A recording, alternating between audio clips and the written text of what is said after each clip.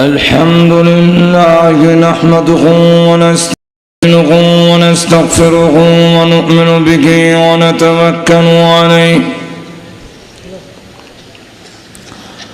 ونعوذ بالله من شرور أنفسنا ومن سيئات أعمالنا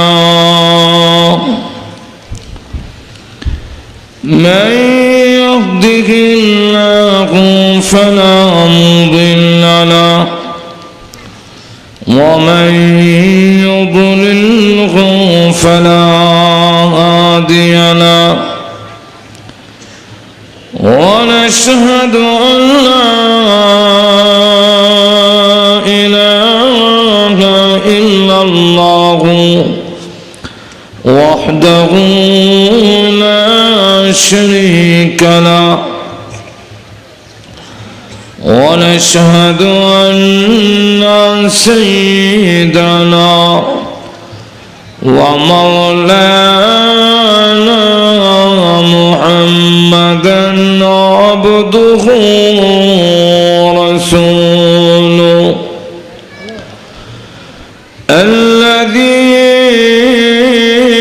أرسل إلى الناس كافة بشيرا ونذيرا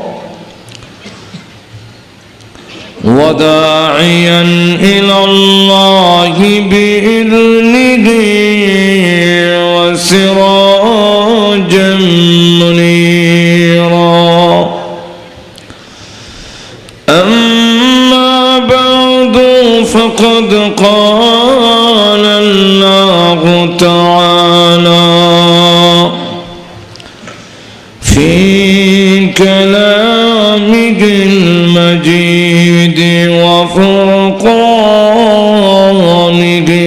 الحميد أعوذ بالله من الشيطان الرجيم بسم الله الرحمن الرحيم واذكروا نعمة الله عليكم إذ كنتم أعداء فألف بين قلوبكم فأصبحتم بنعمته إخوانا وكنتم على شفا حفرة من النار فأنقذكم منها كذلك يبين الله لكم آياته لعلكم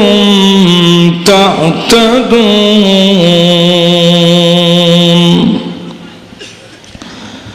قال النبي صلى الله عليه وسلم خيركم من تعلم القرآن وعلمه صدق الله العظيم وصدق رسوله النبي الكريم صلى الله على سيدنا ومولانا محمد وعلى آله وأصحابه وسلم بلغ العلا بكماله كشف الدجى بجماله حسنت جميع خصاله صلوا عليه هو मेरे مسكن حوالي كعبة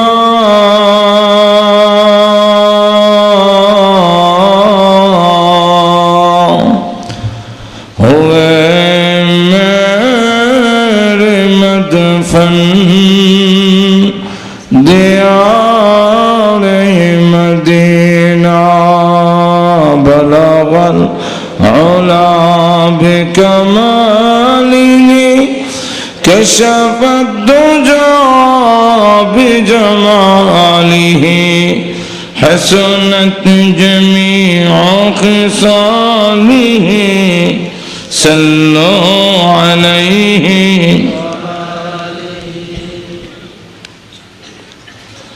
হাফিজউদ্দিন ইসলামিয়া কওমি মাদ্রাসা ও এতিমখানা কর্তৃক আয়োজিত আজকের বাৎসরিক ইসলামী মহাসম্মেলনের অত্যন্ত শ্রদ্ধেভাজন সভাপতি মুআজ্জাজ মুকাররম উলামায়ে কেরাম, সদীমণ্ডলী, উপস্থিত প্রাণপ্রিয় মুসলমান ভাইয়েরা, পর্দার অন্তরালে অবস্থানরত অত্যন্ত শ্রদ্ধেয় মা বোনেরা, আমি আপনাদের পবিত্র কোরআন শরীফের সূরা আল ইমরানের 103 নম্বর আয়াতের অংশ বিশেষ তিলাওয়াত করেছি। এই আয়াতের মধ্যে মহান আল্লাহ আমাদেরকে বলছেন যে তোমাদের প্রতি যে নিয়ামত দিয়েছি সেই নিয়ামতের কথা স্মরণ করো। একটা মাছ যেইভাবে পানির নিচে 24 ঘন্টা ডুবে আছে, ঠিক তেমনি ভাবে আমরাও আল্লাহর নিয়ামতের মধ্যে 24 ঘন্টা এইভাবে ডুবে রয়েছি। মাছ যেইভাবে পানি ছাড়া ভাসে না, আমরাও আল্লাহর নিয়ামত ছাড়া বাঁচবো?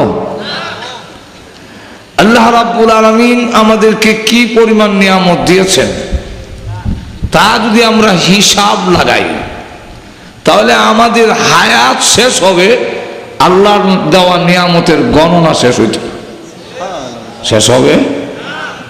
আল্লাহ বলে وَإِن تَعُدُّوا نِعْمَةَ اللَّهِ لَا تُحْصُوهَا, তোমরা যদি আল্লাহ আমার দেওয়া নিয়ামতের হিসাব শুরু করো তো আমার নিয়ামতের হিসাব শেষ হবে না, এবং যতগুলো নিয়ামত দিয়েছি একটা নিয়ামত অস্বীকার করতে পারবে না যেটা আল্লাহর দেওয়া নয়। যেরকম ঠিক না? আমাদের দেশের অনেক সময় মন্ত্রী এমপিরা এসে বলেন হ্যান করছি ত্যান করছি, ইডা দিছি হিডা দিছি, দেশের জনগণ কয় কিচ্ছু দিচ্ছেন না। অনেক সময় যা কয় দেখা যায় তা না, কিন্তু আল্লাহ রাব্বুল আলামিন বলেন আমি তোমাদের যা দিয়েছি একটা নিয়ামতকে অস্বীকার করে বলতে পারবে এটা আমার না? একটু জোরে বলেন। আল্লাহ বলে فَبِأَيِّ آلَاءِ رَبِّكُمَا تُكَذِّبَانِ, তোমরা কোন নিয়ামতটা, আমার কোন নিয়ামতটা অস্বীকার করবে বলো? একটা নিয়ামত অস্বীকার করার ক্ষমতা কি আপনাদের আছে? মাথা থেকে পা পর্যন্ত আপনি আমার দেহের মধ্যে যা কিছু আছে সবগুলো কাট দেওয়া। আল্লাহ বলেন চোখকে আমি দেইনি, চোখকে দিছেন। ألم نجعل له عينين,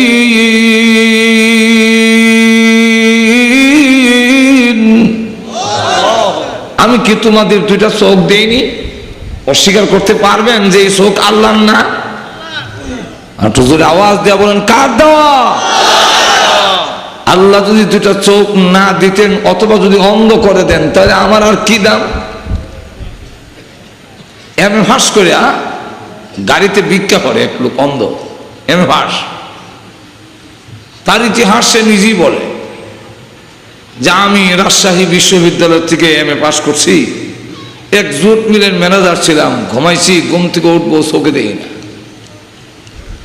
চিকিৎসার জন্য ডাক্তারদের কাছে গেলাম, তারা বললেন আপনি ইংল্যান্ডে যান, লন্ডন যান, সেখানে চিকিৎসা ভালো। আমার বিঠা বাড়ি যা ছিল সব বিক্রি করে লন্ডন গেলাম। যাওয়ার পরে ডাক্তাররা যে রিপোর্ট দিল চোখ পরীক্ষা করিয়া, আপনার চোখের ওই জিনিস নষ্ট হয়ে গেছে যেটা স্রষ্টা ছাড়া কেউ দিতে পারবে না। তাই আমি এখন ভিক্ষা করি। আল্লাহ বলে আলাম নাজআল লাহু আইনাইনি ওয়া লিসানান ওয়া শাফাতাইন। তোমাদের মুখের ভিতরে জিহ্বাকে আমি দেইনি? কে দিছেন? আমার আপনার জিহ্বা, আপনার জিহ্বা থেকে আমার জিহ্বা থেকে কুকুরের জিহ্বা খাটো না আরো বড়? আরো ধরে কম। কিন্তু তার জিহ্বার মধ্যে কোনো কথা নাই, কথা বলতে পারে না। কিন্তু আপনার জিহ্বা নাড়লে কথা বের হয়। এটা কি আপনি আমার বাহাদুরি? আরো ধরে কন। বিদ্রোহী কবি নজরুল ইসলাম, যার জবান দিয়ে আগুন বের হতো, কিন্তু মৃত্যুর আগে তার জবান বন্ধ করে দিয়ে আল্লাহ প্রমাণ করে দিলেন এটা নজরুলের বাহাদুরি নয়, এটা আমি আল্লাহর দেওয়া ক্ষমতা। আজকে যদি আমার জবান বন্ধ হয়ে যায়, কালকে আমার কি দাম? কোন দাম আছে? আল্লাহ বলেন দুটো ঠোঁট দেই নাই, এগুলা কার দেওয়া? দুটো ঠোঁট দিলাম। তাফসীরে মাজহারিতে আল্লামা সানাউল্লাহ ফানিভতি রহমতুল্লাহ লেখেন দুইটা ঠোঁটের কত দাম। ঠোঁট যদি না দিতেন, প্রথম নম্বর হলো আমাকে এত বিশ্রী দেখা যেত, কোন মেয়ে তার মেয়ে, কোন লোক তার মেয়ে আপনার কাছে বিয়ে দিবে না, ঠোঁট নাই। যদি বলে জামাই আমেরিকা তাকে, আসমানে তাকলেও দেওয়া হবে না, ঠোঁট নাই। তোর এখন ঠিক কিনা? দুটো ঠোঁট যদি না থাকে আপনি আমার, তাহলে আপনি পান করতে পারবেন না।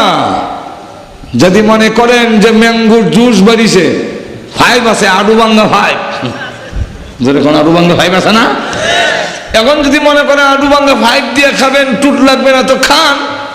দেখবেন পাইপ লাগাইয়া টানেন, 1 ফুটও যায় না, এদিক দিয়ে ফার্ম জায়গা। যেরকম ঠিক কিনে দুইটা ঠোঁট যদি না থাকে, তাফসীরে মাজহারিতে লেখে 3 নম্বরটা হইল আপনার অনেক অক্ষর উচ্চারণ হবে না। যেমন আব্বা আম্মা বলুন, ঠোঁট ছাড়া খালি জিহ্বা নাড়াইবেন, আব্বাও হয় না, আম্মা হয় না। যদি বলেন ঠিক কিনা? আলাম নাজআল লাহু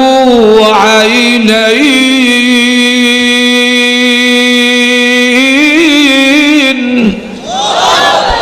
ওয়া লিসানান ওয়া শাফাতাইন।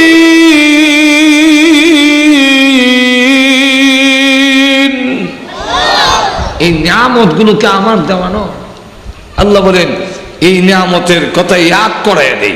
তো আল্লাহ রাব্বুল আলামিন যা নিয়ামত দিয়েছেন আমাদেরকে, তাহলে এখন লক্ষ্য করে দেখেন আল্লাহ রাব্বুল আলামিন যা নিয়ামত আমাদের দিয়েছেন, আল্লাহ রাব্বুল আলামিন ইয়াদ করে দিতেছেন, স্মরণ করে দেন, স্মরণ করো আমার নিয়ামত তোমাদের প্রতি যা দিলাম। স্মরণ কেন করে দিলেন? আল্লাহ বলেন যা দিয়েছি খাও দাও, ফুর্তি করো, আনন্দ উল্লাস করো। এই জবান দিয়ে আমার বিরুদ্ধে কথা বলবে, তোমার ব্রেন আমার দেওয়া, আর এই ব্রেন দিয়ে শুধু ক্রিমিনালি খেলবে, ইসলামের বিরুদ্ধে, আলেম ওলামার বিরুদ্ধে, আমার বিরুদ্ধে কথা বলবে, দেওয়া আমার। অবশ্যই কিয়ামতের কঠিন ময়দানে আসামির কাঠ গড়ায় দাঁড়ায় তোমার জবাব দেবে। আমরা জবান দিয়ে তুমি বক্তৃতা দিবা আমার বিরুদ্ধে। আল্লাহ বলছেন তোমার কানের শ্রবণ শক্তি, দৃষ্টি শক্তি, বোধ শক্তি সবগুলো আমার দেওয়া। যেরকম কার দেওয়া? ইল্লাস সামআ ওয়াল বাসারা ওয়াল ফুআদ।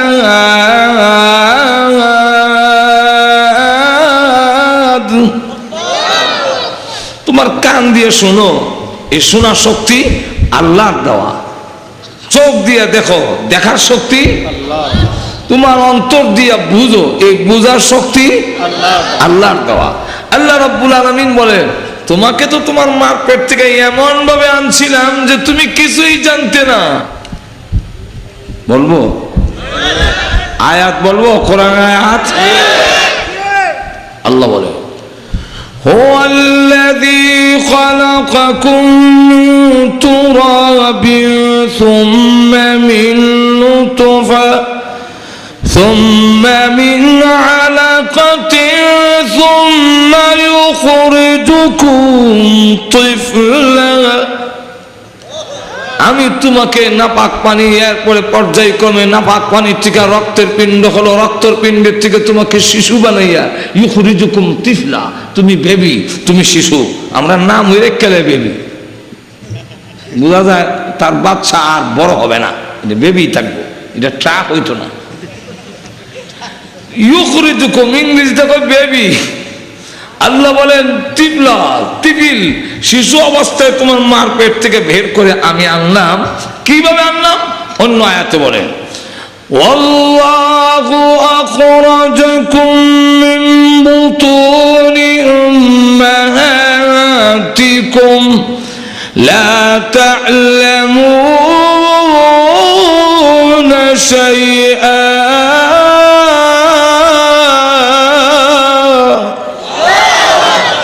আল্লাহ বলেন ওয়াল্লাহু আখরাজাকুম, আল্লাহ তোমাদেরকে বের করে এনেছেন কোথা থেকে? মিন বুতুনি উম্মাহাতিকুম, তোমাদের মার পেট থেকে। লা তা'লামুনা শাইআন, তুমি কিছুই জানতে না, হাঁটতে জানতে না, ধরতে পারতে না, কথা বলতে পারতে না, তোমার কোনো মেধা ছিল না, মাথা ছিল কিন্তু বুদ্ধি নাই। তখন তুমি পায়খানাকে হালুয়া মনে করে কিছু মুখে দিয়েছ, কিছু মাথায় দিয়েছ, আর আজকে বুদ্ধিজীবী হইছ, এখন আমারে ছিল না। যেরকম ঠিক না? এখন তুমি কয়েকটা ইংরেজি অক্ষর লিখছো, দিয়ার গড ইজ নট, গড নাই। গড নাই কি হইলো, কেমনি হইলো? এটা এমনি ন্যাচারাল, প্রাকৃতিক, আপনার হইছে। কেমন আজগুবি কথা, কেমন পাগল! আমরা কি মনে করেন পৃথিবী কি এমনি হয়ে গেছে?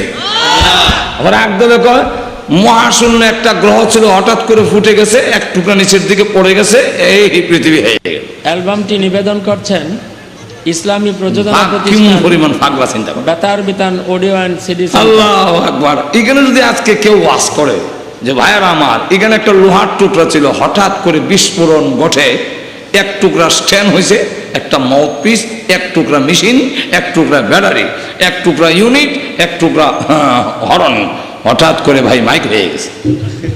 তখন আপনারা সকলে বলবেন এই মোল্লার মাথার তার ছিঁড়ে গেছে। যেরকম ঠিক না, ঠিক না? তুমি যারা বলে পৃথিবী এমনি হয়ে গেছে, এদের মাথার তার কি হয়েছে? বালা আছে না সিরা? আরো জোরে কন। আপনারা বলতে পারেন হুজুর মাথার তার সিরা এমন বড় বড় ডক্টর কইলেন, যে ডক্টর আল্লাহ চিনে না, এই ডক্টর আল্লাহ বলছেন ডগের চাইতে আরো জোরে কন না। আমরা বলি ডক্টর, আল্লাহ বলেন ডগের, ডগ বুঝেন তো? ডগ, আল্লাহ বলেন ডগের চাইতে আরো। যে ডক্টর আল্লাহ চিনে না, এত কুত্তার থেকে আরো নিছে। আর জোরে কন। কিভাবে নিছে? একটা কুকুর তার মালিক চিনে, হ্যাঁ তার মালিক চিনে না। জোরে কোন ঠিক কিনা? উলাইকা কাল আনআমি বাল হুম আদাল উলাইকা হুমুল গাফিলুন।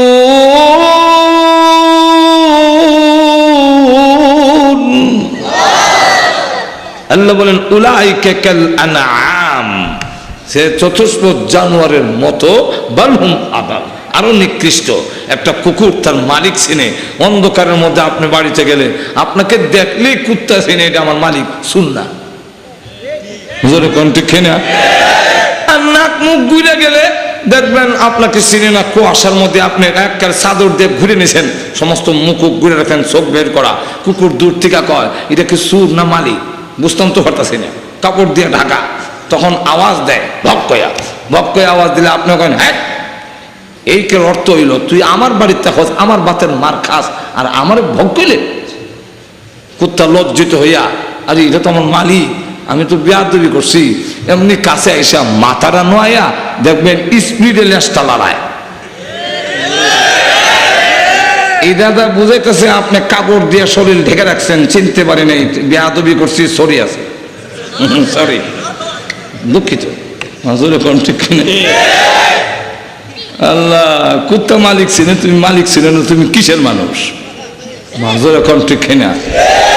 আল্লাহ দুনিয়াতে মালিক ছিল না, দুনিয়া তো নিকৃষ্ট, আর পরকালে তো প্রমাণ হইয়া ওই দিন নিজেই বলবে আল্লাহ এমন মানুষ হওয়ার চাইতে কুকুর হওয়া ভালো। আর তো ধরে কন। আচ্ছা 5 বছর মন্ত্রী রইল, 5 বছর মন্ত্রী পতাকা উড়াইলো, বাংলাদেশের পতাকা উড়াইলো, খুব আগে দা পুলিশের রাস্তা পরিষ্কার করে নিয়ে গেল, আর হাজারো গাড়ির মধ্যে ঘুমাইলো, খুব তো গর্বিত যা আমার কথা সম্মান। কিন্তু 5 বছর পরে দুর্নীতির মামলায় এতিমের বিস্কুট খাইয়া সাফ করছে, গরিবের টিন আত্মসাৎ করেছে, এই দুর্নীতি হাতের মধ্যে হ্যান্ডকাপ লাগাইয়া যখন কোর্টে চালান দেয়, তখন তো উনি নিজেও বলেন এমন মন্ত্রী হওয়ার চাইতে সাধারণ পাবলিক তাকাই ভালো ছিল, কারণ সাধারণ পাবলিক তো আর টিন শুন না, সাধারণ পাবলিক তো আর বিস্কুট খাইছে না। নজরে কোন ঠিক কিনা? আমি তো পাবলিকের চাইতে আরো ঠিক। আশাহুল মাখলুকাত কিয়ামতের মাঠে যেদিন গ্রেফতার হবে, ওই দিন বলবে কুকুর তো গ্রেফতার হয় না, আমি গ্রেফতার হইলাম। ওয়ায়াকুলুল কাফিরু ইয়া লাইতানি কুনতু তুরাবা। যখন কুকুর, শিগাল, বিড়াল এগুলা মাটির সাথে মিশে যাচ্ছে এই দৃশ্য দেখে, কিন্তু আমি আপনি তো মাটির সাথে মিশবো না। দুর্নীতির মামলায় কেন আল্লাহর নিয়ামতের শুকর আদায় করলে না? কেন সবগুলো আত্মসাৎ করলি? এখন হাতের মধ্যে হ্যান্ডকাপ লাগায় যাও জাহান্নামের লাল গড়ে। যখন জাহান্নামের দিকে যায় তখন আল্লাহ, কুত্তা তো জাহান্নামে যায় না, আমি তো জাহান্নামে যাই, তাহলে কুকুরের চাইতে আমি আরো একটু জোরে কম। بل هم أضل أولئك هم الغافلون। ওই দিন বলবে হ্যাঁ কুকুরের চাইতে আমি আরো। যা আল্লাহ যারা চিনে না এমন অনেক মানুষ, অনেক মানুষ আছে। আল্লাহ রাব্বুল আলামিন বলেন তোমার মাথায় মেধা ছিল না, বুদ্ধি ছিল না, আমি বুদ্ধি দিলাম। হাতে ধরার শক্তি ছিল না, হাতে ধরবার শক্তি দিলাম। পায়ের মধ্যে হাঁটবার শক্তি ছিল না, আমি হাঁটার শক্তি। তুমি ইঞ্জিনিয়ার ছিলে না, ডাক্তার ছিলে না, মৌলানা সাহেব ছিলে না, হাফেজ সাহেব ছিলে না, কিছুই ছিলে না, আমি সব কিছু দিয়েছি তোমাকে। এখন তুমি যদি আমাকে না চেনো, না বুঝো, জেনে রাখো সবটির হিসাব তোমার দিতে হবে। কুল্লু উলাইকা কানা আনহু মাসউলা। কিয়ামতের মাঠে তুমি প্রত্যেকটি সম্পর্কে জিজ্ঞাসিত হবে। আল্লাহ রাব্বুল আলামিন আরেক আয়াতের মধ্যে বলেন, বলবো না অসুবিধা হচ্ছে? আল্লাহ আরেক আয়াতে বলেন ثم لتسألن يومئذ عن النعيم।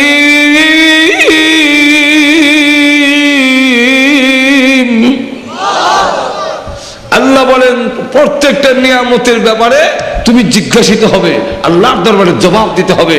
পীর সাহেব নাই বলে পীর সাহেব হইলে খাইয়া খুব জাম্বুরা হইল, তার কোনো হিসাব নাই, এটার হিসাব আরো বেশি। আটো জোরে কন্যা খায়াতে মন জাম্বুরা হইলা, হিসাব আরো জবাব দিতে হবে না, এরকম নয়, প্রত্যেকের জবাব দিয়ে তার কাঠ গড়া দাঁড়াতে হবে। যেরকম ঠিক কিনা? আল্লাহ রসুল বলেন আল্লাহর নিয়ামতের হিসাব দিয়া কেউ জান্নাতে যেতে। এক সাহাবী বলেন হুজুর কিয়ামতের কঠিন ময়দানে কি কেউই পারবে না? না, কেহর মধ্যে তো আপনি একজন, আপনিও কি পারবেন না? নবীজি বলেন কিয়ামতের কঠিন ময়দানে আল্লাহর যদি দয়া মায়া না হয়, আল্লাহর যদি অনুগ্রহ না হয়, আমিও জবাব দেয়া যেতে পারবো না, কিন্তু মহান আল্লাহর দয়া মায়া আমার প্রতি হবে। ثم لتسألن يومئذ عن النعيم।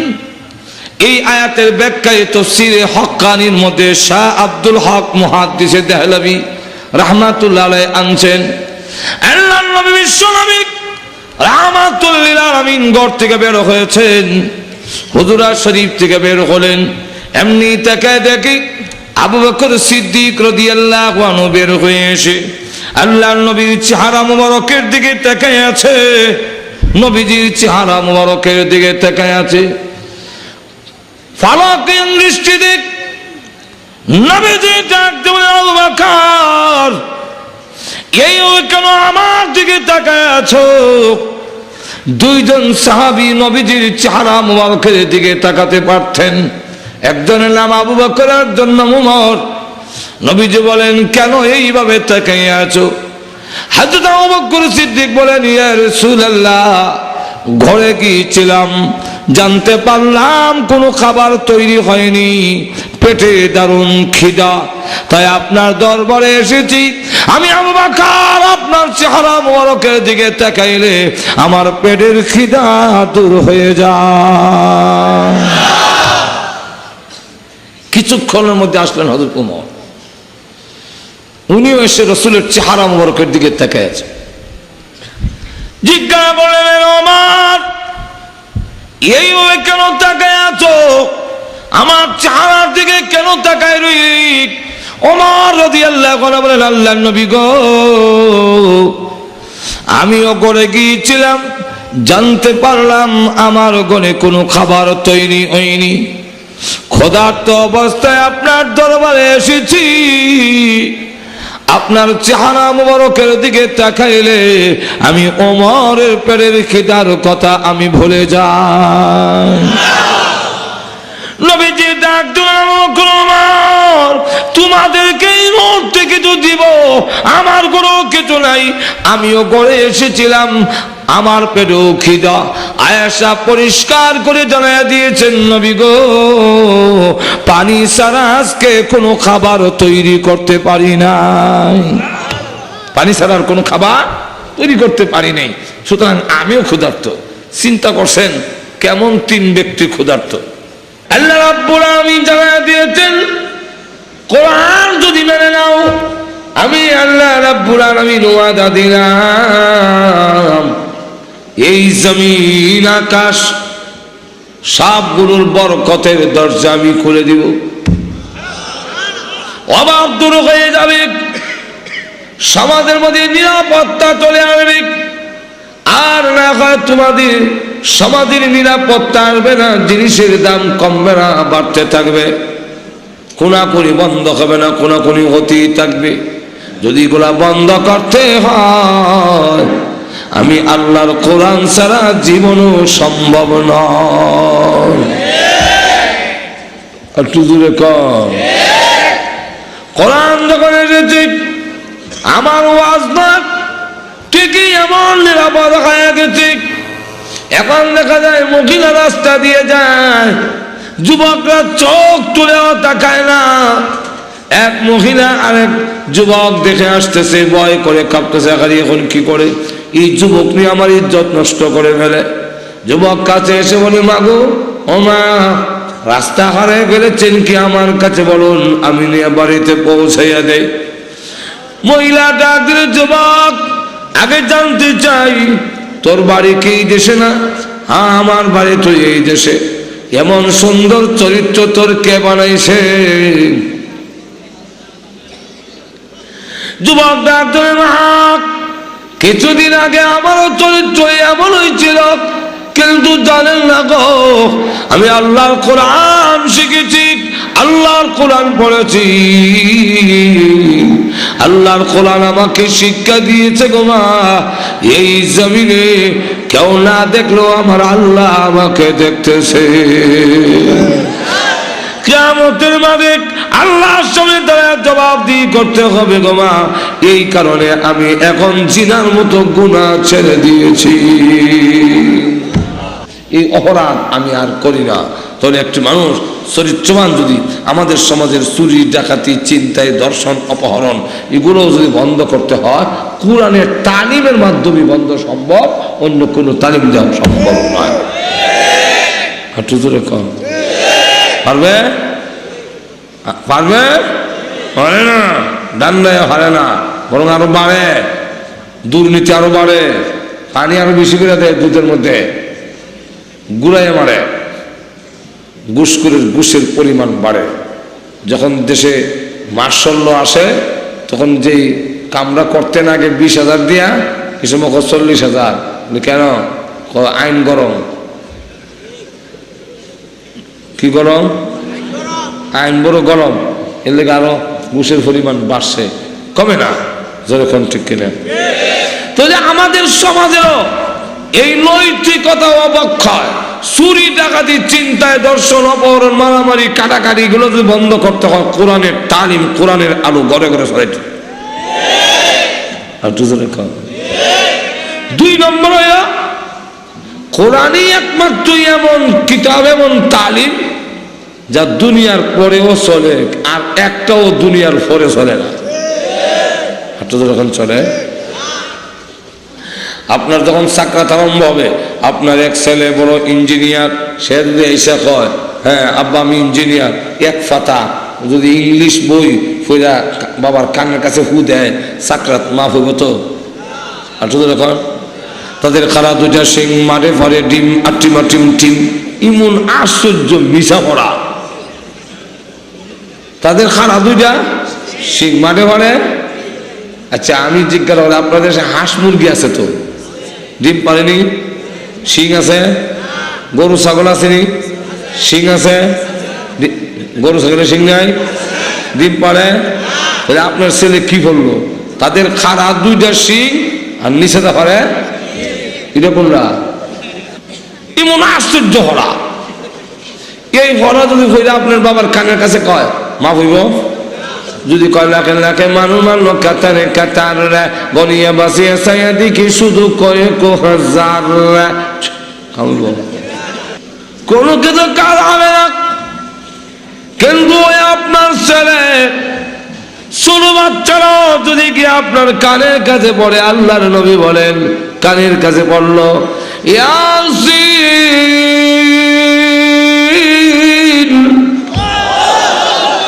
والقرآن الحكيم إنك لمن المرسلين। এমনি আল্লাহ রসুল বলেন, আল্লাহ ডাক দেখো এই ফেরেশতারা আর চাপ দিয়ে ধরো না, আমার সূরা ইয়াসিনের তেলাওয়াতের বরকতে আমি আল্লাহ এই মুহূর্তে তার মরণের কষ্ট মাফ করে দিলাম। মরণের কষ্ট মরণের কষ্ট করে দিয়েছে। তো মরণের কষ্ট যদি আল্লাহ রাব্বুল আলামিন মাফ করে দেয় যে কোরআনের তেলাওয়াতের কারণে, তাহলে এই কোরআনের শিক্ষা আমরা নেওয়া গ্রহণ করার দরকার নেই। আর নিজের ছেলে যদি জানাজার নামাজটা পড়াইতে আল্লাহ, অন্যরা দিয়ে পড়াইবেন কাজ নেই, নিজে পড়াইলে নিজের ছেলে আল্লাহু আকবার। এখন দেখে সন্তান খেলে কাঁপে, যে জানাজা পড়া আর চোখ দেখানি। আল্লাহ জিজ্ঞাসা করেন এই ফেরেশতারা এরা এইভাবে কাঁপতেছে কেন? মনে করে আর দিকেও করে না। আল্লাহ ওই যে মরাটা এটার ব্লাড এর শরীরে আছে, ব্লাডে নাচা। আর আসলে হের নাচার কারণ হইল আব্বার সামনে, আব্বার ইতিহাস তার চোখের সামনে বেশ উঠছে। যেরকম ঠিক কিনে? আরে আব্বা স্টেশনে নামলে দেখতাম স্টেশনে আপনি আমার জন্য দাঁড়িয়ে দিয়েছেন, আবার বিদায়ের সময় আব্বার ছেড়ে গাড়ি তুললে গাড়ি ছেড়ে দিল, আব্বা যায় না গাড়ির দিকে ছেয়া চোখের পানি ছেড়ে দিয়ে কাঁদতে থাকে। আর আজকে আপনি প্যাকেটের ভিতরে চলে গেলেন, আব্বার কথা যখন মনে হয়ে গেল, মার কথা যখন মনে হয়ে গেল, তখন চোখের পানি ছেড়ে দিয়া কান্দে। এই পরিস্থিতিতে আল্লাহ ডাক দেয়া কয় যে তোমরা সাক্ষী থাকো, এ সালাম পিরানোর সাথে সাথে আমি আল্লাহ তার বাবা অথবা মার জিন্দেগীর সমস্ত গুনাহ মাফ করে দেব। পৃথিবীর থেকে বিদায় হয়ে গেলে কবরের জগতে আপনার কোনো শিক্ষা মিক্ষা কবরও যাবে না, না যাবে? একটু ধরে কান। কিন্তু যেই মাত্র কবরে গেছেন, কবরে যাওয়ার পরে তাকায় দেখে সূর্য লাল, কিছুক্ষণ পরে যেন ডুবে যাবে। যারা দাফন করতে আসছিল তাদের জুতার শব্দ কবর থেকে শোনা যায়। এই পরিস্থিতিতে দুইটা পা চোখে দেখা যায় না, সেখানে গিয়ে আসছে চাপ দেওয়ার জন্য, গাথা দিব। যেই মাত্র চাপ দিবে, অ্যালবামটি নিবেদন করছেন ইসলামী প্রযোজনা প্রতিষ্ঠান বেতার অডিও অ্যান্ড সিডি সেন্টার। লক্ষ্য করে দেখে এক পাখি তার কবরের ভিতরে ঢুকে পড়েছে, বুকের উপরে বসে পড়েছে, আর ডাক দিয়ে বলে, ভয় করো না, দুনিয়ার সকলে তোমাকে ছেড়ে দিতে পারে, আমি তোমাকে কোনোদিন ছাড়ব না। ডাক দিয়ে বলে, কাকু তুমি, হ্যাঁ পাখি, তুমি কি পারবে কবরের চাপ প্রতিহত করতে? এই চাপ কি মেলাতে পারবে? তোমার কি এই ক্ষমতা আছে? তুমি সহত এই দুইটা পার একত্রিত হইয়া নিষ্পেষণ করে ফেলবে। এমনি পাখি ডাক দিয়া বলে, তুমি আমাকে চিনতে পারো নাই, তুমি মনে করেছো আমি দুনিয়ার কোন পাখি? না গো, আমি আল্লাহর কোরআন পাখির সুরত ধরে তোমার কবরের ভিতরে ঢুকে পড়েছি।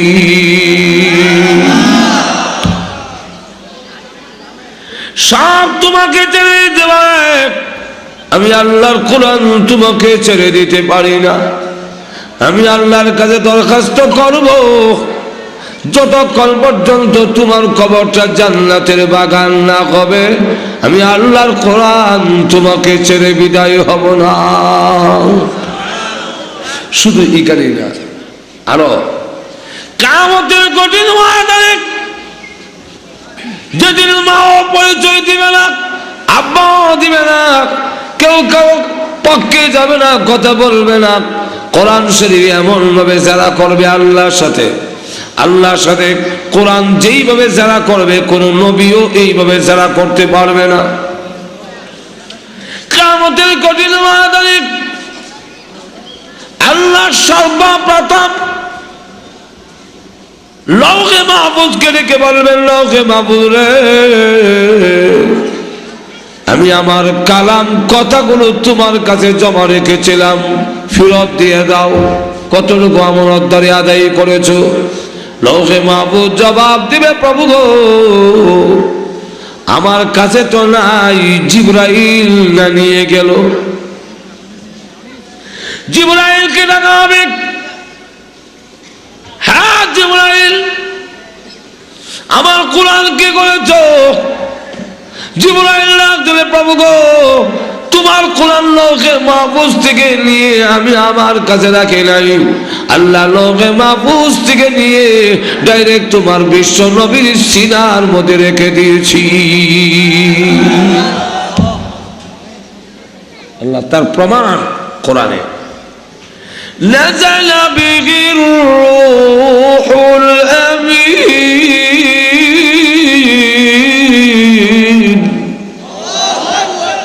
আলা কলবিকা লিতাকুনা মিনাল মুনযিরিন। আল্লাহ আলা কলবিকা, আই কলবে মুহাম্মদ সাল্লাল্লাহু আলাইহি ওয়াসাল্লাম, মুহাম্মদ সাল্লাল্লাহু আলাইহি ওয়াসাল্লামের সিনার উপরে আমি রেখে দিছি। আল্লাহ ডাক দিয়ে বলবেন, বিশ্বনবী আপনার কাছে সিনার যে কোরআন রাখছিল, কদ্দুর আমানত দ্বারা আদায় করছেন, দেন। রাসূল কো, আল্লাহ আমি তো আগে আইছি, উম্মত আইছে পরে, ১৬ লক্ষ সাহাবীদের সামনে ভাষণ দিয়া কোরআন শরীফ আমি আমার উম্মতের কাছে ছেড়ে এসেছি। একটু ধরে কেন প্রমাণ আসেনি? একটু ধরে এখন আসেনি? রাসূল বলেন, তারাকতু ফীকুম আমরাইন লান তাদিল্লু মা তামাসসাকতুম বিহিমা, কিতাবাল্লাহি ওয়া সুন্নাত রাসূলি। আমি চলে যাই, দুইটা জিনিস শিক্ষা দেয়। একটার নাম আল্লাহর কিতাব, আর একটা হলো আমার হাদিস, আমার সুন্নত। আমি আর কাছে, হ্যাঁ উম্মত মুহাম্মদী, লাইনে দাঁড়াও, ফাইলে দাঁড়াও, জবাব দাও। কোরআনের কতটুকু জিম্মাদারি আদায় করছে? ইয়া আল্লাহ, কোরআনের পরিপূর্ণ জবাব দিয়া, জিম্মাদারির পরিপূর্ণ জবাব দিয়া জান্নাতে যাওয়ার ক্ষমতা কি আমাদের আছে? একটু দেখো, এমনি বিশ্ব নবী ডাক দেওয়া, প্রভু গো একটু সময় দেন আমাকে, এদের জিজ্ঞাসা করার আগে আপনি সময় নিয়ে কি করবেন? আল্লাহ, আমি আদম নবীর কাছে যাব। যান, আপনাকে সময় দিলাম, আদম নবীর কাছে যাবেন। ওগো আদম নবী, ওই যে আমার উম্মত লাইনে দাঁড়াইছে, এরা পরিপূর্ণভাবে জবাব দিতে পারবে না, যদিও আমার উম্মত আপনারই সন্তান। চলুন, আপনিও চলুন, আল্লাহর কাছে যাই, দুজনকে দরখাস্ত করি, আল্লাহ যেন পরিপূর্ণ জিজ্ঞাসা না কইরা এদের ছেড়ে দেয়। আদম আলাইহিস সালাম বলেন, চলেন যাই, আপনার সকলের আব্বা এবং আপনার সর্বপ্রথম নবী, আর আমি হলাম সর্বশেষ নবী। তাহলে দুই নবী যদি যাই গো, ওগো আদম আলাইহিস সালাম, বোঝা গেল পুরা নবীদের জামাতই এর ভিতরে আছে, প্রথম এবং শেষ নবী আছেন। যেরকম ঠিক কিনা? আদম আলাইহিস সালাম বলেন, না পারবো না, আজকে কিয়ামতের মাঠে আমার সন্তানের পক্ষে কথা বলতে আমি পারবো না, আমার ভয় হয়। বিশ্বনবী ব্যর্থ হইয়া কিয়ামতের মাঠে সাজদা দিয়া কাঁদতে থাকবেন। আল্লাহ, এই কিয়ামতের মাঠে আদম আলাইহিস সালাম বাবা হইয়া সন্তানের জিম্মাদারি ছেড়ে দিতে পারেন, কিন্তু আমি নবী, আমি না রাহমাতুল লিল আলামিন, আমার অনেক উম্মত এই লাইনে দাঁড়ায় আছে যারা তোমার কোরআনের জন্য বাড়ি ঘর ছেড়ে দিয়েছে। আল্লাহ, অনেক কষ্ট করেছে, এমন অনেক উম্মত আছে যাদের বাড়ি কোথায়?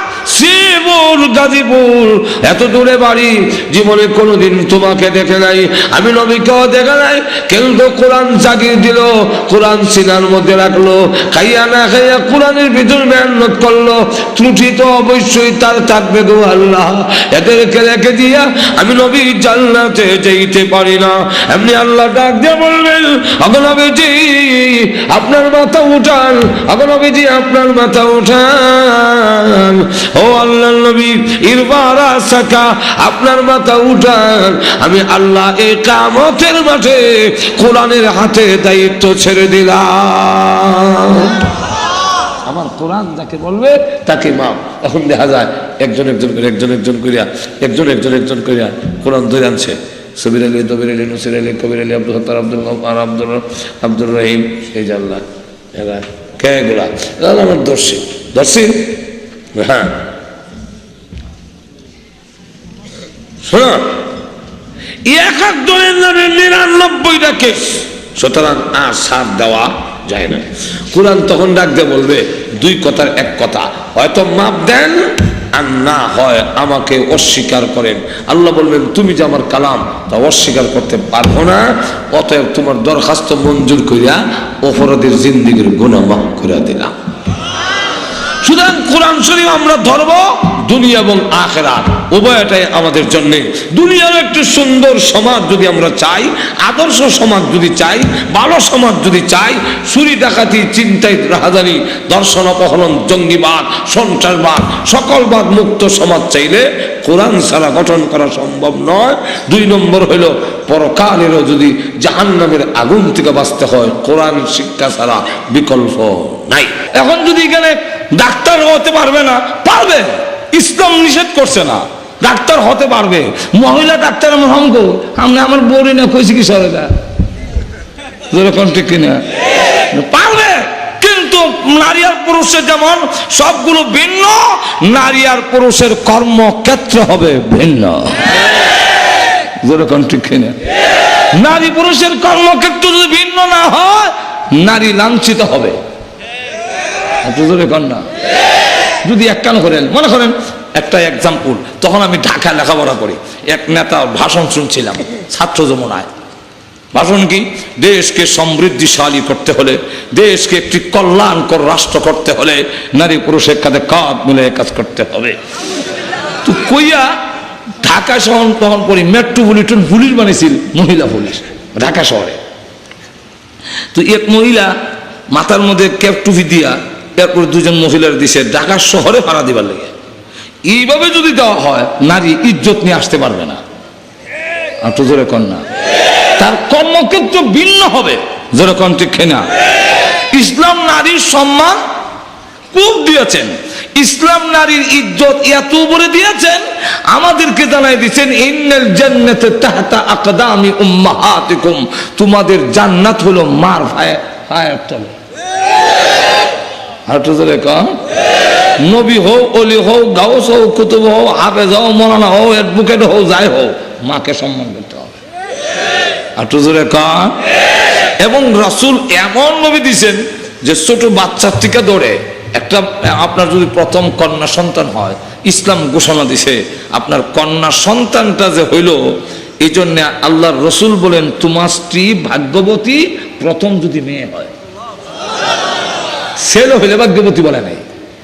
আল্লাহ রসুল বলছেন তোমার ছেলে আছে মেয়ে আছে, চকলেট আনছো, ছেলের হাতে আগে দিও না, মেয়ের হাতে আগে দাও। আমাদের দেশের অনেক লোকের শুধু মেয়ে হয়েছে 3 মেয়ে বা 4 মেয়ে, তখন ওনার ওয়াইফ রে গিয়ে ধমক দেয়, হ্যাঁ আর একটা বিয়ে করে ফেলবো, আমার তো ছেলের দরকার। এটা ইসলাম নিষেধ করছে, এর মূর্খতা। আপনার স্ত্রীর এখানে কি আছে? যদি স্ত্রী আবার বলে, যদি এমন সমান অধিকার হয়, তো স্ত্রী বলবে আমি একটা জামাই না নিম। মাজুর এখন ঠিক কিনা? যুক্তিসঙ্গত কথা। মাজুর এখন ঠিক কিনা? এমন লক্ষ্য করে দেখেন, ইসলাম আমরা না জানার কারণে বউ শাসন গে, আমার ছেলে হয় না গেলে, আচ্ছা এখানে মার কি করার আছে? একটু জোরে কন। এরপরে আবার মহিলারা শেষ পর্যন্ত স্বামীর সাবু বইরা আর কি করবে জানেও না, কোন পদ্ধতিও জানা নাই, তখন সেও যন্ত্রণায়, তখন একটা খাসি লিয়া জায়গা বাবার দরবারে, কোনো মাজার টাজার থাকলে সেখানে যায়, ওইখানে গিয়ে মাটি, আবার আমার নিজের দেখা মাটি কেন হেঁটো লাগায়, বাবা 3টা মেয়ে হয়েছে, এইবার যে কি আছে কইতারি না, একটা খাসি লিয়েছি, এটা রাখো, আর আমার তো এটা উল্টা হতে গেল, উল্টা হতে। জোরে কোন ঠিক কিনা? এই ব্যাপারে আল্লাহর রসুল কি বলছেন শোনেন, কত বড় আপনাকে মেয়ের পক্ষে আল্লাহর রসুল মানে সাপোর্ট দিচ্ছেন, লক্ষ্য করেন। আল্লাহ রসুল বলেন, ও মেয়ের বাবা, তোমার যদি খালি শুধু মেয়ে থাকে, ছেলে না থাকে, তুমি ঘাবড়ায়ও না, তুমি আনন্দিত হও, তুমি খুশি হও। এর কারণ তুমিও মেয়ের বাপ, আমি বিশ্ব নবীও মেয়ের বাপ। তোমার হাসর হবে আমার সাথে। এর চাইতে বড় আর পুরস্কার কি দিতে পারেন? মাজুর এখন ঠিক কিনা? আরো জোরে। আর যদি নারী পুরুষের সমান এক ক্ষেত্র করে ফেলেন, তাহলে ইজ্জত নিয়ে গড়ে যেতে পারবে না। নারী আর পুরুষ মিলে সমান হয় না, সেখানে নারীটা ঠকে যাবে। আর আমরা বলি সমান অধিকার, কিন্তু অধিকার দেই না, দেই গাঠি। প্রথম জমানায় যখন ওয়াজে নামলাম, আমি আরেক বক্তা একসাথে ওয়াজে যাই, তো ওনার আর আমি 2 বছরের ছোট বড়, এতটুকু রিক্সাতে যাচ্ছি, রিক্সাতে নেমে 1 কিলোমিটার যাইতে হয় হাইটা। ওনার একটা ব্যাগ আছে, আমার ব্যাগ নাই। ওনার আবার অভ্যস্ত হইলো ওনার সাথে যে থাকে ব্যাগটা তার হাতে দেলায়, আমাকে দিবে কেমন? আমি দাওয়াতি মেহমান না।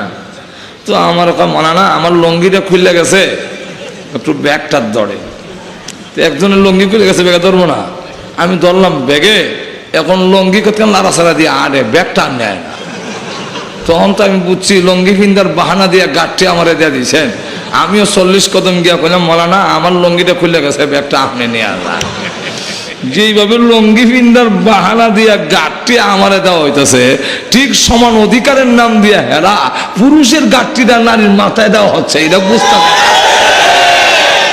অথচ সমান দিলে নারী ঠকবে, এই কথাটা বুঝাইব কে? যে নারীর সমান দিতে চান যদি নারী ঠকবো, কারণ নারীর বন্ডক আরো কিছু বন্ডক আছে, আরো কিছু আছে, তো তা আপনি একটা সমান করিয়া দিলে নারী ঠকবে না? কন্যা, আমি একটা এক্সাম্পল দিলে বুঝবেন। আমার ছাত্র জমানের মাঠ খুনাখুনি বাড়ির থেকে যাই, তো দেখি মাঠে এক লোক চাষাবাদ করতেছে, তো সকলের তো 2টা বলদ থাকে না, কি বলেন ঠিক না? তো এক লোকের একটা বলদ, একদিকে একটা বলদ আর আরেক দিকে আরেকটা গাভী, তার দুইটা বলদ নাই। কাজের একটা দেওয়া হয়, এটা আমাদের দেশে কয় জোয়াল, আপনারা কি কোন জানি না। জোয়ালের মাঝখানে যে একটা কাড়ি থাকে দেখছেন, এখন এই মাঝখানের কাড়িটার মধ্যে লাঙ্গল বাঁধে, কি বলেন ঠিক না? কিন্তু উনি বলদের দিকে একটু চাপাইয়া বাঁধছেন, মাঝখানে বাঁধেন নাই।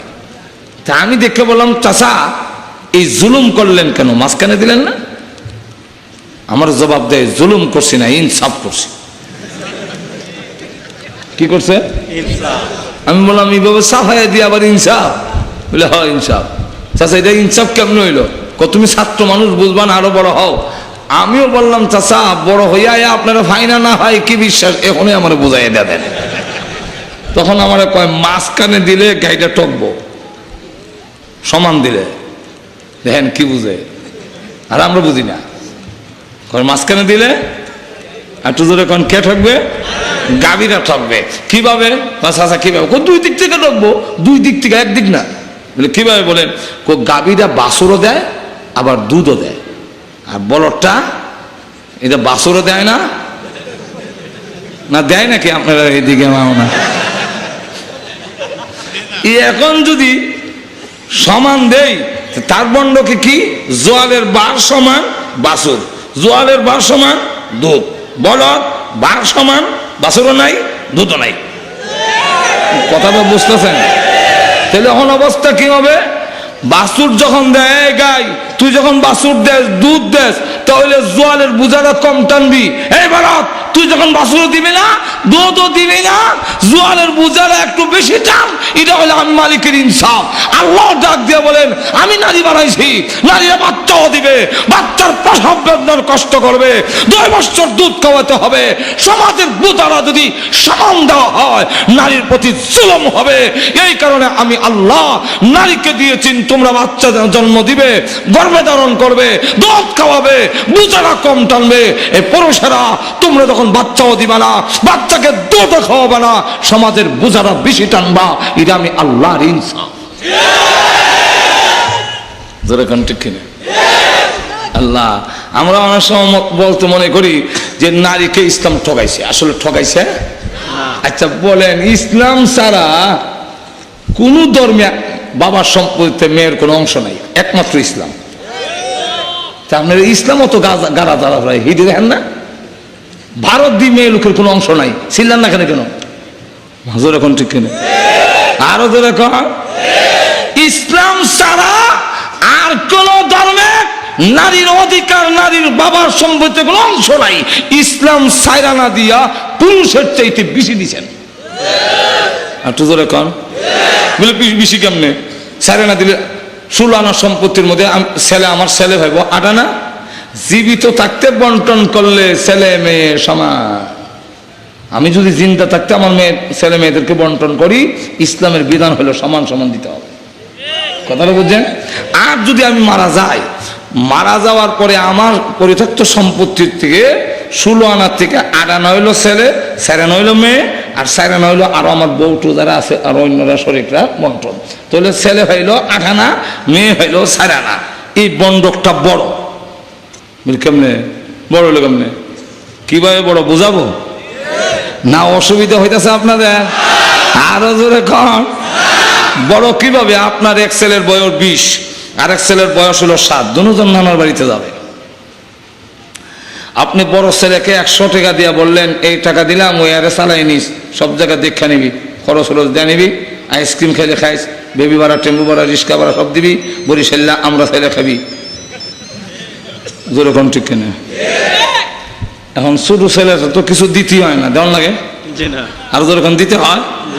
বড় ছেলে যেহেতু তাকে সব জায়গায় চালাইয়ে নিবে, দেখা নিবে, সুতরাং এর তো আর এর উপরে নির্ভরশীল, দেওয়া হাঁটু যেরকম দেওয়া প্রয়োজন নাই।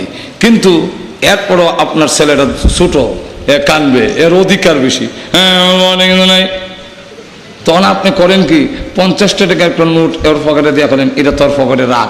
বড়রা কয়ে দিচ্ছেন, এর 50ও ধরবি না, এটা পকেটে থাকবে। এটা বন্ডক অর্ধেক, কিন্তু 50 100। কিন্তু তখন অবস্থাটা কোনটা বড় দেখেন? বড় ছেলেটার সব ভাড়া দিয়ে, রিক্সা ভাড়া, তারপর টেম্পু ভাড়া, বাস ভাড়া, সব ভাড়া, আইসক্রিম খাইয়া নানার বাড়ি যেতে যেতে এমটি পকেট, 1 টাকাও পকেটে নাই। আর ওর 50 থেকে 49 হয়েছে না। এবার বলেন মন্ডপ কোনটা বড়? আর তো ধরে কোনটা বড়? 50টা? 50 বড় না? আরো ধরে 50 বড় না? 50 বড়। ঠিক তেমনি আল্লাহ বলছেন নারীরা যেহেতু দুর্বল, এই পুরুষরা সব জায়গায় খরচ দিয়া তোমরা চালাই নিবা, চালাই নিবা। চালাই নিতে গিয়া মেয়ে আর ছেলে, আমার ছেলের বয়স যদি 15 হয়, এর আগ পর্যন্ত সালানি আমার উপরে ওয়াজিব। 15 হয়ে গেলে বাবার উপরে ওয়াজিব থাকে না। আমার বিয়া করানি আমার ছেলে আমার উপরে ওয়াজিব নয়। এই ছেলে রুজি করে বিয়া করবে। হাসরের দিন যদি আমার বিরুদ্ধে কেস দেয়, আল্লাহ আমার বাবা বিয়া করায় না, লাখ লাখ টাকা খরচ করে, আমাকে আল্লাহ পাক্কাও করবেন না, এটা দায়িত্ব না তোর, তুই রুজি করলে না গেলে। আচ্ছা, কিন্তু মেয়ের বেলায় ইসলামের ঘোষণা হলো যে এই মেয়ের 15 বুঝি না 20 বুঝি না, যতক্ষণ পর্যন্ত আর এক ছেলের হাতে তুমি না সমঝাবে, এর আগ পর্যন্ত তার ভরণ পোষণ শিক্ষা চিকিৎসা বাবার উপরে ওয়াজিব। তাহলে নারীর মেয়ে থাকা অবস্থায় কোনো খরচ নাই। 2 নম্বর অবস্থান কি? বিয়ে হওয়ার পরে এখন বউ হইল, বউ হওয়ার পরে মহিলা মেয়েটা নারীর স্নো পাউডার, আলতা, আলকাতরা যা লাগে সব স্বামী দেওয়ান ওয়াজিব। বউ দেওয়ান ওয়াজিব। এই জায়গায় স্বামী সম্পূর্ণ খরচ বহন করতে হয়। গেল 2। 3 নম্বর অবস্থানটা হইল দুইজনে মিলে সন্তান হইল। এই সন্তানের খরচ যাবতীয় আমার উপরে ওয়াজিব, আমার বউর উপরে ওয়াজিব না। ইসলাম যাবতীয় খরচের বার পুরুষের কাঁধে দিয়া নারীকে 4 আনা দিয়েছেন, এই বন্ডক খরচ নাই। আর 8 আনা দিয়েছেন, যাবতীয় খরচ তার মাথায় দিয়েছেন। এখন যদি সমান বন্ডক করতে যান, খরচ সহ কিন্তু বন্টন হইতে হবে, যেরকম ঠিক না? তখন কিন্তু সব খরচ দিয়া আর 8 আনা 4 আনা থাকবে না, 1 আনা থাকবে, যেরকম ঠিক না? আমি বলতেছিলাম, আল্লাহর কোরআন যদি না থাকে, আল্লাহর বিধান যদি না থাকে, বিয়ে শাদী থাকবে না। মনে আছে তো? আরো যেরকম। আচ্ছা, আপনাদের কাছে জিজ্ঞাসা করতে আরেকটা জিনিস, আমাদের এই দেশে কুকুর বিড়াল পেশাব পায়খানা করে পানি খরচ করে তো? আরো যেরকম করে?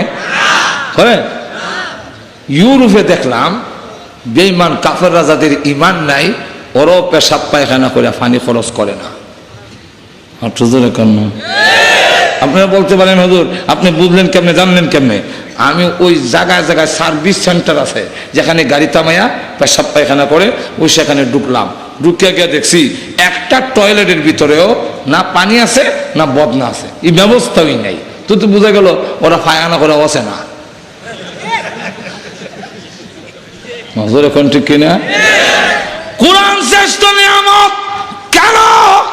1 নম্বর হলো অমানুষ তোমার মর্যাদা ফেরেশতার চেয়ে বেশি, এটা কোরআনের কারণে। শুধু তাই না, তোমার ইজ্জত সম্মান যদি ধরে রাখতে হয়, আমার কোরআন ছাড়া সম্ভব হবে না। 3 নম্বর হলো আল্লাহর কোরআন শ্রেষ্ঠ নিয়ামত, যেটা ইহকালেও পরকালেও কাজে লাগে। ভাইরা আমার, লক্ষ্য করে দেখেন, কোরআনের সাথে যারই সম্পর্ক হয় তার দাম বেড়ে যায়। যেই কারের সাথে কোরআনের সম্পর্ক, ওই কারের দাম বেড়ে যায়। আরো ধরে কোন বলে কিনা? তুলা কাঠ দিয়া, শিমুল কাঠ দিয়া রেওয়াল বানায়, রিয়াল ছিলেন তো রিয়াল। এখন ইটার দাম কত? পাও লাগলে চুম্বন করে। আর সেগুন কাঠ দিয়া আপনি বানাইছেন খাট পালং, বাচ্চারা পেশাব পায়খানা করে নষ্ট করে, কোনোদিন তারা চুম্বন করে না। এই সমস্ত যখন কানের কাছে গিয়া পড়ে, ইয়াসিন,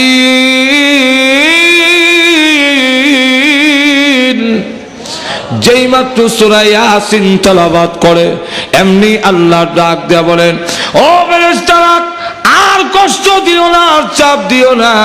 সূরা ইয়াসিনের তেলাওয়াতের বরকতে আমি আল্লাহ এই মুহূর্তে তার মরণের কষ্ট মাফ করে দিয়েছি। ওই দিন আপনাদের বোঝ হবে আমার ওয়াজ, কুরআন জীবন নিয়ামত শুধু এইখানে না, পৃথিবী থেকে যেদিন বিদায় হয়ে যাব, কবরের জগতে যেদিন আপনি আমাকে রাখা হবে, আল্লাহর নবী বলেছেন ইয়াতিকি মালাকান ফায়ুজলিসানিহি, আপনাকে কবরে রাখার পরে দুইজন ফেরেশতা এসে আপনাকে বসাবে। আপনি চোখ খুলে তাকায়া দেখবেন সূর্য লাল হয়ে গিয়েছে। যারা দাফন করতে আসছিল তাদের জুতার শব্দ কবর থেকে শোনা যায়। এই শব্দ শুনে ডাক দিয়ে বলবেন তোমরা কারা গো? এই কবরে আমি কেমনে ঘুমাবো? এখন আমার অবস্থা কি হবে? এর সন্তানেরা এত নিষ্ঠুর হয়ে গেলে, আমি ভালো জিনিস খাই নাই, ভালো কাপড় পরি নাই, টাকা খরচ হয়ে যাবে, আর আজকে আমাকে রেখে দিয়ে তোমরা চলে যাও। এমন সময় টাকা দেখে একটা পাখি তার বুকের মধ্যে গিয়ে বলেছি, দুইটা পাকা প্রহস্ত করে দেখে বলে ভয় করো না, দুনিয়ার সকলে তোমাকে ছেড়ে দিল, আমি তোমাকে ছেড়ে দিব না। তখন মুর্দা ডেক দেয়া বলবে আপনি কে গো? একটা পাখি হইয়া আমার কবরে আসছেন, আপনি কি পারবেন দুইটা পার ফিরাতে? এমনি ডাক দেয়া বলে হে কবরবাসী, তুমি আমাকে চিনতে ভুল করেছো, আমি দুনিয়ার পাখি নই, আমি আল্লাহর কালাম পাখির সুরে তোমার কবরের ভিতরে ঢুকেছি। সকলে তোমাকে ছেড়ে দিতে পারে, ভয় করো না, আমি আল্লাহর কাছে দরখাস্ত করব, যতক্ষণ পর্যন্ত জান্নাতের বাগান না হবে আমি তোমাকে ছেড়ে বিদায় হব না। তখন ওই দিন বুঝবেন কোরআন যে শ্রেষ্ঠ নিয়ামত। জিবরাইল বলে আল্লাহ লোকে মাহফুজ থেকে এই কোরআন নিয়ে আমি আমার কাছে রাখি নাই, আমি বিশ্ব নবীর সিনা মুবারকের মধ্যে রেখে দিয়েছি। বিশ্ব নবীকে ডাকা হবে গো বন্ধু, ও গো বিশ্ব নবী জবাব দেন এই কিয়ামতের মাঠে আমি আপনার কাছে যে কোরআন নাজিল হয়েছিল কতটুকু আমানতদারি করেছেন, আমার কোরআন আমাকে সমঝাইয়া দিন। বিশ্বনবী এই সময় ডাক দিয়ে বলবে প্রভু আমি তো আগে চলে এসেছি, আমার উম্মতের কাছে ১৬ লক্ষ সাহাবীদের সামনে ভাষণ দিয়ে এই কোরআন শরীফ আমি আমার উম্মতের কাছে রেখে এসেছি, উম্মতের কাছে ছেড়ে দিয়েছি, তাই নাকি? উম্মতে মুহাম্মদকে লাইনে দাঁড় করানো, লাইনে দাঁড়াও, তো সব লাইনে দাঁড়িয়েছে। এখন আল্লাহ রসুল দেখেন যে উম্মতে মুহাম্মদী একজন জবাব দিয়ে পুঙ্খানুপুঙ্খানুভাবে জবাব দিয়ে যেতে পারবে না, তাই আল্লাহ নবী এখন ডাক দেয়া কয় প্রভু হে একটু সময় দিবেন। কিসের জন্যে? বলে আদম আলাইহিস সালামের কাছে যাব, তো আদমের কাছে যাবে, যাওয়ার পরে বলবে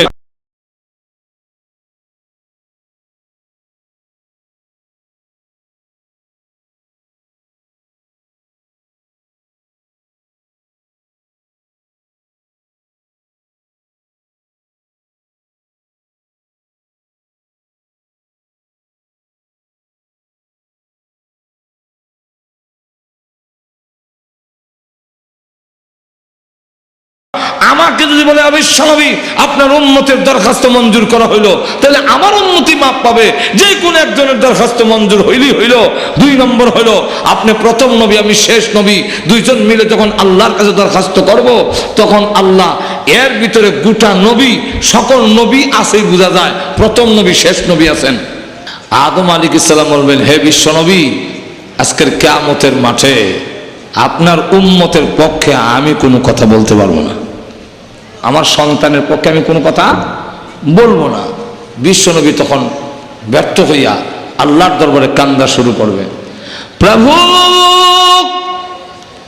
এই যে লাইনে দাঁড়ানো এমন লোক আছে যারা তোমার কোরআনের জন্য বাড়িঘর ছেড়ে দিয়েছে, আল্লাহ সন্তান ইয়েতিম হয়েছে, স্ত্রী বিধবা হয়েছে, এমন অনেক লোক আছে, এমন লোক আছে আল্লাহ কোথায় মাওনাসিবুন আল্লাহ ওই এলাকার লোকেরা জিন্দেগিতে কোনোদিন তোমাকে দেখে নাই, আমাকেও দেখে নাই গো আল্লাহ। এরপরও তারা যে কোরআন শরীফ ধরে রেখেছিল পরিপূর্ণভাবে ধরতে না পারলেও কিছু তো হলো কোরআন ধরেছে। এদেরকে যদি জিজ্ঞাসা করো এরা জবাব দিতে পারবে না, একটু আসান করে দাও। আল্লাহ তখন ডাক দিয়া বলবেন, ওগো বিশ্ব নবী আর কান্দেন না, আমি আল্লাহ কোরআনের কাছে দায়িত্ব ছেড়ে দিয়েছি।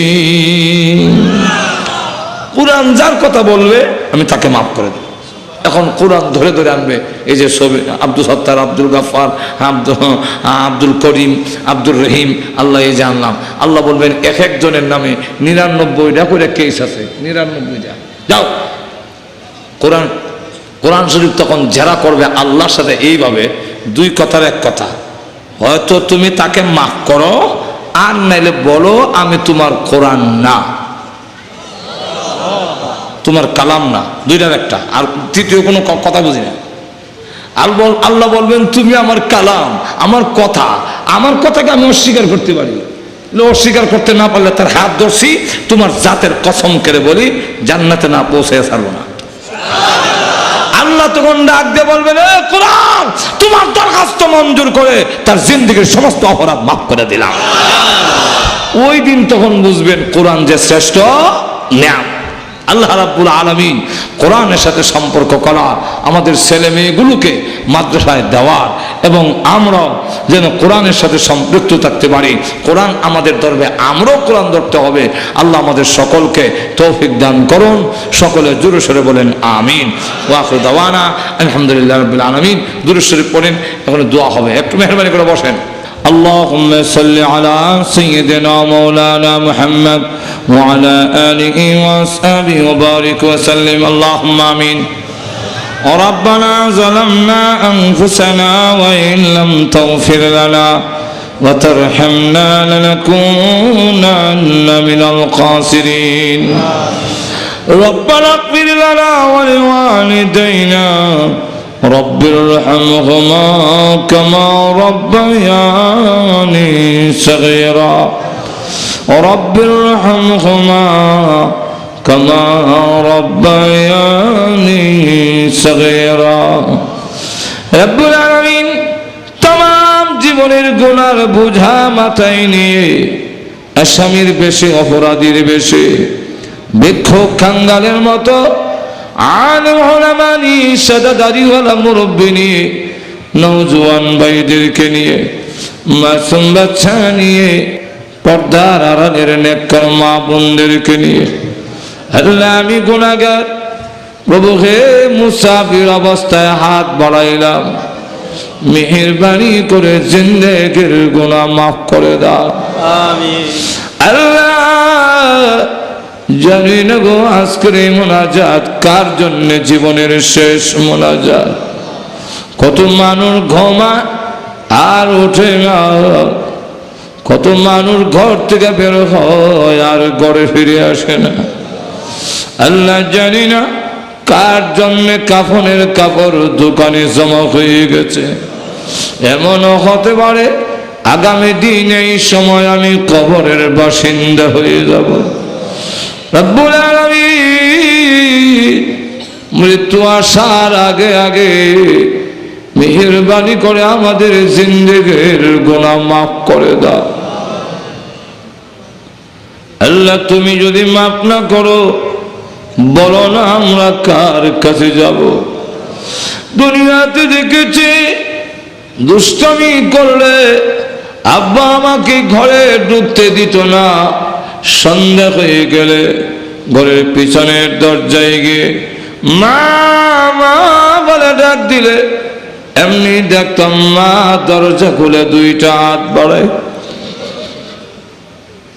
আর দেখে বলতো, আরে বাবা সকলে ভুলে গেল আমি তোর গর্ভধারণী মা, তোকে ভুলে যেতে পারি না। সন্তানকে বুকে জড়াইয়া জীবনের সব অপরাধ